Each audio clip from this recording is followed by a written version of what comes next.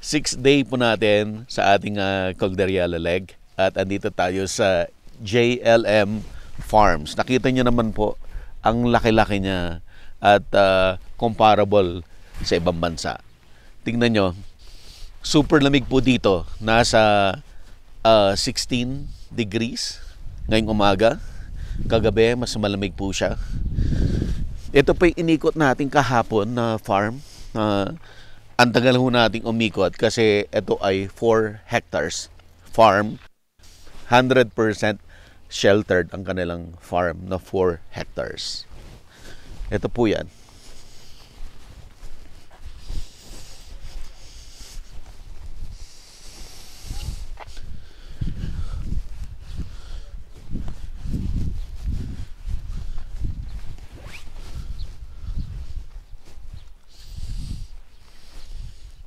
Yan. So dahil sheltered sila, mas mataas ang kanilang production, ang kanilang productivity mataas, maganda yung quality ng kanilang produce, bagay na bagay o pasadong-pasado sa mga institutional buyers. Sobrang impressive din yung kwento ni Sir Johnny. Talagang rag to riches din. From wala siyang lupa, naghihintay lang siya ng lupa na ayaw nilang tamnan during second crop at yun ang kanyang rerentahan hanggang sa narating niya yung ganito kalaking farm. So itong kwento ni Sir Johnny ay patunay na nasolve niya yung kalimitang problema ng mga farmers, no, yung low of supply and demand. Nagawa niya yon dahil doon sa pagtatanim niya ng rare na mga crops, hindi yung mga traditional na crops na tinatanim dito sa Bangkayan or the whole Benguet at or sabihin natin the whole Cordillera, no? Ganong klaseng crops ang kanya mga tinatanim. At the same time, nagkaroon siya ng magandang partnership sa mga institutional buyers. Nagawa niya yon because doon sa honesty, no, na maging tapat siya sa mga kliyente niya. Ganun din yung kanyang kliyente sa kanya.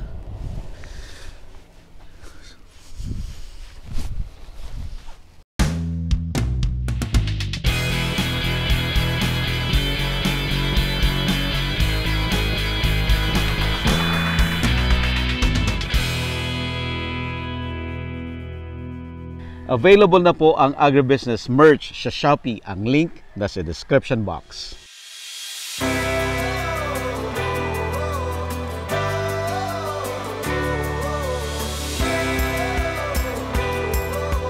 Sir, nagbago isip namin. Gusto namin puntahan yung view deck. Gusto niyo puntahan? Opo. Opo. So, ang sarap magbakasyon lang, no? Bakasyon lang. May timing din yung ganito schedule dahil tamang-tama na lumago na yung mga tanim, sir. Opo. Dahil pag March yan, wala pang kaanong tanim yan. Oh. Magilan-gilan lang yung may source na pwedeng kukunin nila sa Sapa. Opo. Sila yung pwede na makapagtanim. Perfect bubuksan. Dito namin naisip. Salamat naman sa pinilbog dito bubuksan. Yes, sir. Okay, pag nandito naman tayo, sir, nakikita natin yung pinanggalingan natin doon sa farm. Yan yun.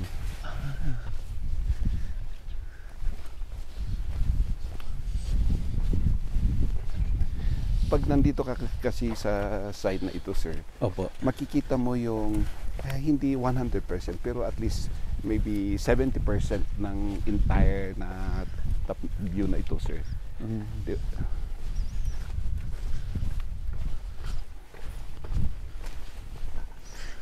So, ito yung potato. Tama, sir, no? Yes, sir. Potato. So, yung tinutukoy mo, sir, ng 1 million subscribers, gano'n yun, sir? Yes, sir. Okay. So, iba yung views, tsaka iba naman yung subscribers. Iba po, yung views, pwedeng nanood lang siya pero hindi siya nakasubscribe. Yung nakasubscribe, every time na may bagong video ka, notify siya. Ay, so para ibig panoorin sabihin, sir, niya. yung mga collected na yun. Opo. Mula nag-umpisa, okay. Silver 500,000. Ang susunod nito, malayo na, 50 million na. Wow. Diamond. Maabot yun, sir. Hindi na yan, sir. Okay. Doon na sa taas. Ito, hindi nila nilagyan ng hagdan. Yes, sir. Para bang upang natural daw. So, okay, bigyan mo na lang muna ito sa akin dahil tingnan mo yung itsura ng step, oh.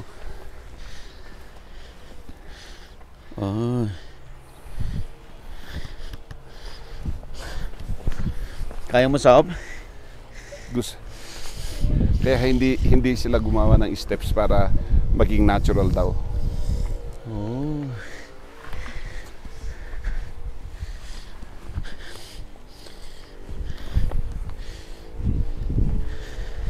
Of course, gusto natin doon sa topmost.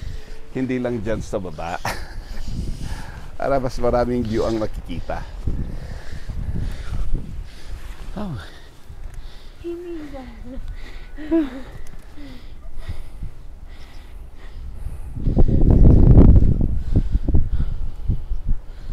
Ganda. Take a rest muna, sir. That's the mountain. Yan, sir, yung tinatawag nilang dead volcano. Yan, sir. Totoong volcano siya, sir. Pero dead daw. Dead. Volcano daw. Yes, direct.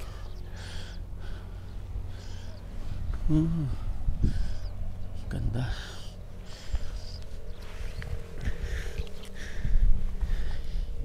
Ganda. Mas maganda to kaysa dun sa Sagada. Mas malawak kasi, sir, yung makikita.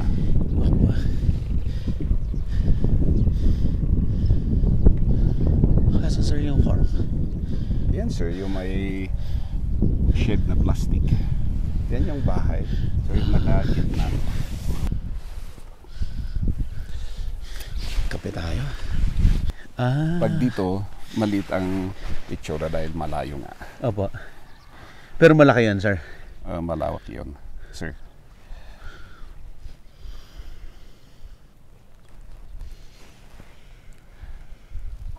So actually dito makikita yung mga iba't ibang lugar. So katulad niyan, yan yung lugar na ito, yung first niya na nakikita natin. Yan yung Pandayan. It's a part of Tadjan. Barrio yan, sir? O town?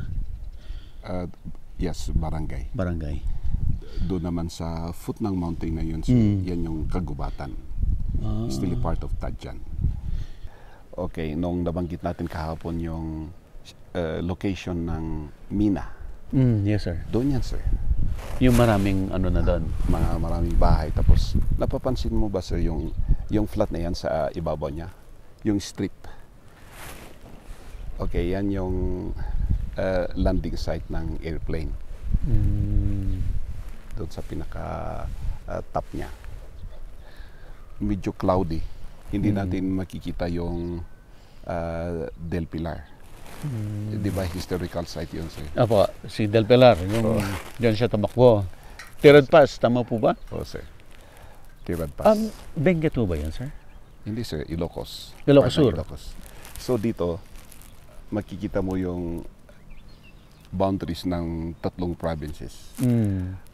Benguet, Mountain Province at Ilocos. Cloudy pa kasi yung banda ng Ilocos, hindi natin gaano nakikita. Not unless na matatanggal yung mga clouds na yan. At pag mag-about face ka naman, yun na yung Flato. Ito na. Although hindi natin makikita yung right side dahil natatakpan ng bundok na ito. Pero mas malawak na yung nakikita natin pag nandito tayo, sir. Pati semento malamig ha. Gusto mo rin?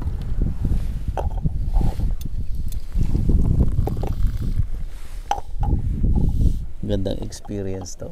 Hindi, magsisisi sila. Hindi sila sumama. Baka giniginaw pa siya. Malamig.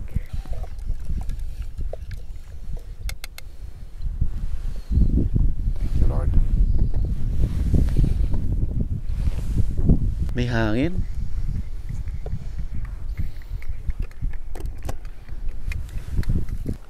Pwede ka namang, sir, sasandal dito para ma-distribute yung weight. Ang ganda, sir.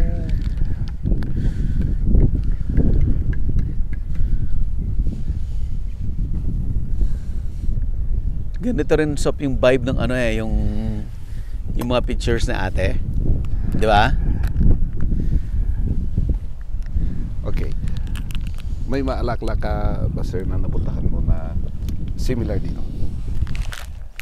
Maybe in Mindanao or in Visayas or maybe in Luzon. Yung Kahit regardless na yung sa temperature na. Davao de Oro, maliit no? Isang ganyan lang. Hindi 360. Ay, okay, sir. Kasi ano po 'yun, valley din. Pero maliit na valley lang. Yung community nasa gitna. Tapos may Ay, ganun, bundok sir. lang. Wow. May sea of clouds. Pero maliit lang yung ano. Malamig din doon, no? Pero mas malamig dito. Tsaka nasa tuktok kasi tayo. Kaya yung force ng hangin, nadarama natin, sir. Maraming ang nabibigo sir na ang punteriya nila makapag-sightseeing. Pero pagdating dito, wala nang makita yung ulap lahat yan, sir. Pahagla lahat yan. Kaya wala na yung scenery na yan na makikita.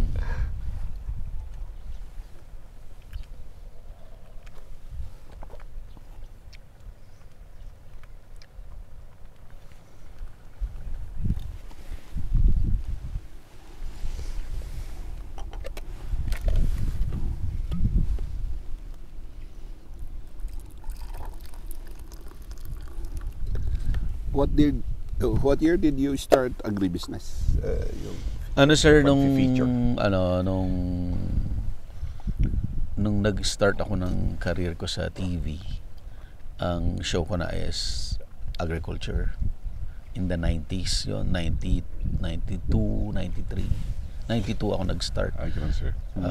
TV show sa GMA na agriculture. Ang pangalan niya Agri-7. Okay. Yun yung show namin. Doon ako nag-start matuto. Newly grad lang ako noon. Yun ba ay nagtutuloy ngayon? Wala na yun, sir. Wala na yun. Okay, walang nag-replace na the same aim ng program, objective. Ang mga kalaban namin before sila Jerry Geronimo. Okay. Yan mga kalaban namin before. Tapos matagal na yun na nawala. Tapos nalipat na ako sa ABS.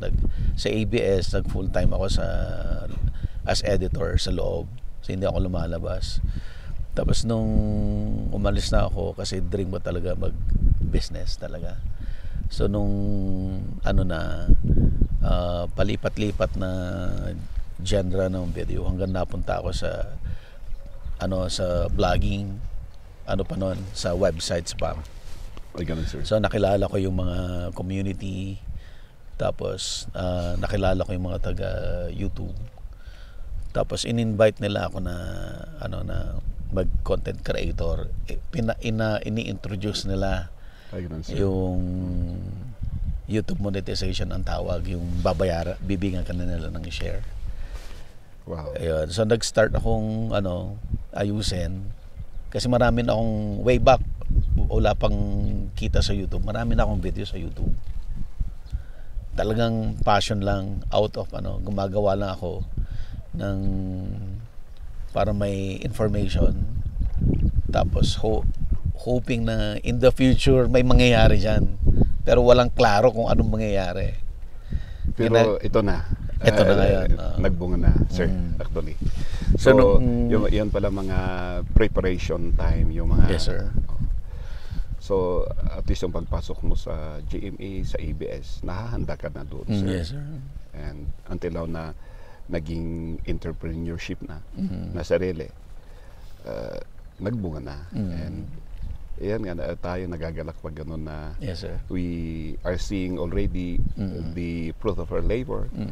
And of course, we rejoice of God's goodness that He enabled us to reach our desire and receiving the benefits of what we have started, and of course, which was started in us by God. Wow. Yan po.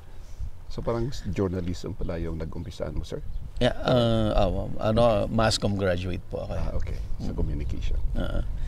Dahil yung iba, pinapasokan ay sa broadcast sa radio rin.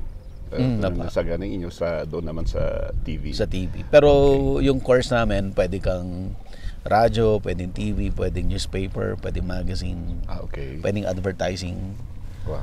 Advertising agencies. So, maluwang yung scope. Ako, I prefer yung TV talaga. Okay. Wow. Sa TV ako napunta.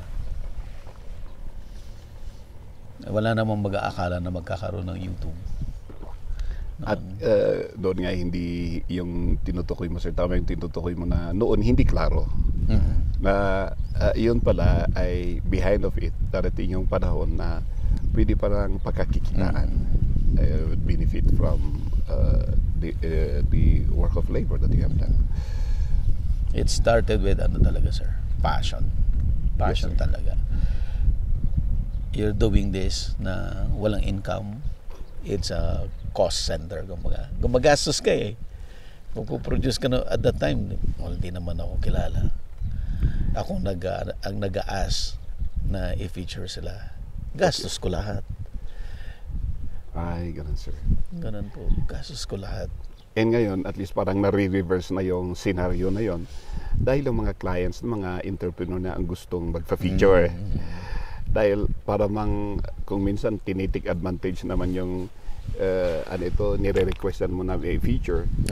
Na para pag ikaw yung naglilibos na. Ngayon, sana ma-feature mo sila. Gana those days na ganun na. Nalapit si Mega World, o di sagutin niya yung aeroplano ko, ganun. Sagutin niya yung hotel ko. Ganun na ngayon. Kagaya po ninyo, o di sinagot niya yung accommodation. Malaking bagay po sa akin yun. Kasi natitipid ko yan eh. Bawat matitipid mo, it translate to income yan eh. It's okay because it's also our joy for someone to receive our hospitality. Yeah. Because it's an opportunity of sharing together. Yes.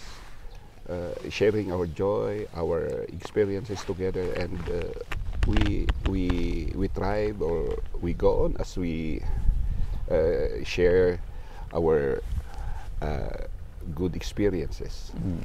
Ano tayo, Sob? Mag-unboxing na tayo. Last November 2023, nakuha ho natin yung 1 million subscriber ng Agribusiness How It Works. At 1 week after, na-receive po natin itong plaque. So, hindi po natin binuksan kasi naghahanap ako ng right timing kung saan gagawin yung unboxing. At napili natin dito sa Benguet, gawin. Alright, so bubuksan po natin.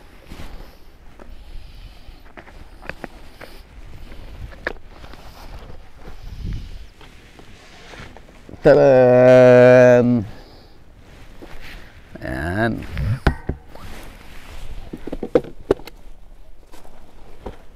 Kasama ay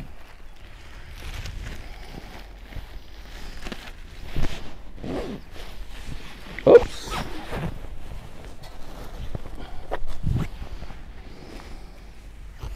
Ganda. Laki pala.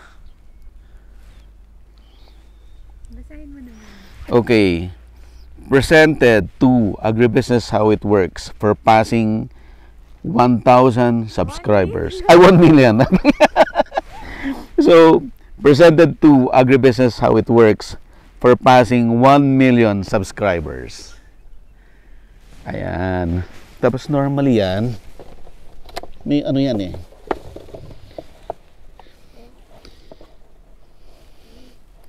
Ayun. So, may sulat yung si Neil Mohan. Siya po yung YouTube CEO. And meron siyang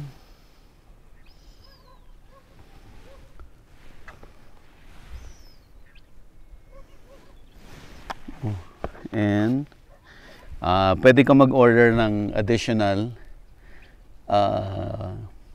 plaque para sa team members. Okay, sabi natin dati na magkakaroon tayo ng meet and greet pag nakuha natin yung 1 million subscribers. So medyo natagalan na po tayo. In fact, nasa almost 1.1 million subscribers na po tayo. Pero itutuloy na po natin. Mangyayari na po yung grand meet and greet natin sa August 18 sa Quezon City. So, open po yan sa lahat ng subscribers na gustong dumalo. At i-invite natin yung mga resource persons natin o mga naging guest natin sa agribusiness. So for details, pwede kayong mag-text sa 0917-827-7770 or pwede kayong mag-message sa Facebook page ng agribusiness. Kita-kita ho tayo. Lahat. Anong oras na? 12, alis na tayo.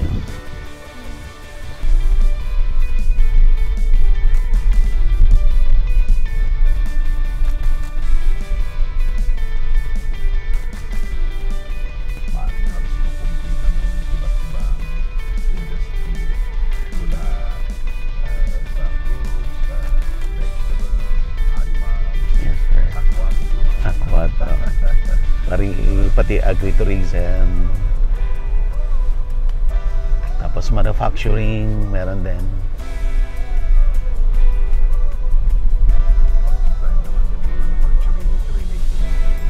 To ano pa rin?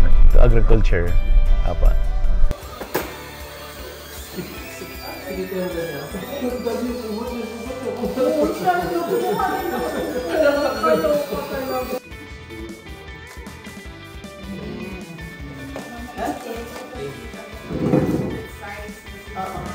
Available na po ang Agribusiness merch sa Shopee. Ang link nasa description box.